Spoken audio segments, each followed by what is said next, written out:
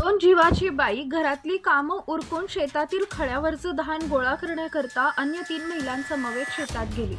चारही महिला आपापल्या शेतातल्या खळ्यांवरील धान गोळा करत होत्या। यापैकीच गर्भवती शारदा सुद्धा जंगलालगतच्या शेतात धान गोळा करत असतानाच वाघानं हल्ला करत जंगलाच्या दिशेनं फरफटत नेलं आणि त्यानंतर जे काही घडलं ते ऐकून नक्कीच तुमच्याही अंगावर काटा येईल। शारदा महेश मानकर राहणार कुरखेडा तालुका गडचिरोली असं वाघाच्या हल्ल्यात ठार झालेल्या गर्भवती महिलेचं नाव आहे। जिल्ह्यात धान बांधणीची कामं अंतिम टप्प्यात आहेत तर मळणीची कामं सुरू झालेली आहेत। कुरखेडा येथील महेश मानकर हे अल्पभूधारक शेतकरी आहेत। त्यांच्या शेतातील धानाची मळणी 2 दिवसांपूर्वी थ्रेशर मशीनद्वारे झाली। सोबतच परिसराच्या शेतकऱ्यांनी सुद्धा मळणी केली होती।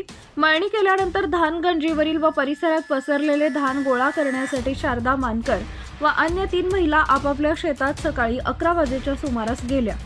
धान गोळा करण्याच्या कामात व्यस्त असतानाच जंगलातून वाघ शारदा यांच्या दिशेनं आला व त्यांच्यावर हल्ला करून जंगलाच्या दिशेनं त्यांना परपटत नेऊ लागला। याचवेळी परिसराच्या बांधामध्ये असलेल्या महिलांनी शारदा यांची किंचाळी ऐकून आरडाओरड केली। काही वेळाने वाघाने आपला जबडा सैल करून जंगलाच्या दिशेनं पळ काढला, मात्र तोपर्यंत शारदा यांची प्राणज्योत मालवली होती। घटनेची माहिती मिळताच सातगाव वन परिक्षेत्राचे अधिकारी घटनास्थळी दाखल झाले। शारदा व महेश मानकर यांना 3 वर्षाचं एक मूल आहे। आता शारदा या दुसऱ्यांदा 8 महिन्याच्या गर्भवती होत्या। घरातील सर्व कामं करून शेती कामातही त्या महेश यांना मदत करत असत। वाघाच्या हल्ल्यात ठार झाल्यानं 3 वर्षीय मुलाचं मातृछत्र कायमचं हरपलं।